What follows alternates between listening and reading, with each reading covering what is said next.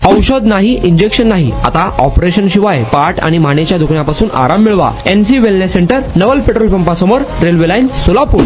खबरदार, सोलापूरच्या gas godown समोर किंवा एजन्सी समोर आता रांगा दिसल्यास संबंधित गॅस एजन्सीवरती कारवाई होणार आहे. जिल्हाधिकाऱ्यांनी तसा आदेश काढला आहे. सोलापूर शहरात वाढत्या उन्हाच्या तीव्रतेमुळे नागरिकांचे हाल होत आहेत. या पार्श्वभूमीवर सोलापूर जिल्हा प्रशासनाने गॅस वितरणाबाबत एक अत्यंत महत्त्वाचा आणि कडक निर्णय घेतला आहे.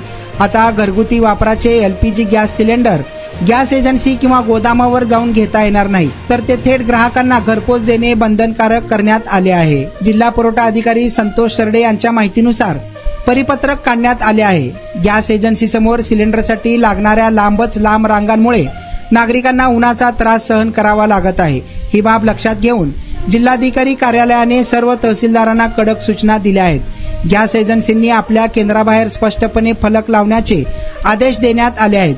गॅस सिलेंडर किंवा विक्री गोदामातून किंवा एजन्सी समोर केली जाणार नाही.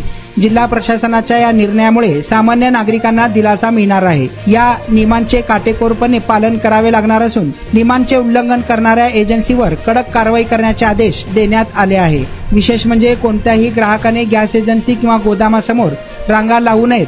गॅस सिलेंडरचे वितरण केवळ ऑनलाईन बुकिंग नंतर प्राप्त होणाऱ्या OTP प्रणालीद्वारेच केले जाणार आहे. जिल्ह्यात आणि राज्यात गॅस सिलेंडरचा पुरेसा साठा उपलब्ध असून नागरिकांनी कोणत्याही अफवांवर विश्वास ठेवू नये असे आवाहन जिल्हा प्रशासनाने केले आहे. आणि आता अवस्था अशी व्हायला लागली होती की मी बसत किंवा उभं राहत नव्हतो, तर जास्तीत जास्त झोपून राहायचा प्रयत्न करायचो. सलगपणे आपण एखादं काम करायला लागलो की बॅकमध्ये पेन येतोय.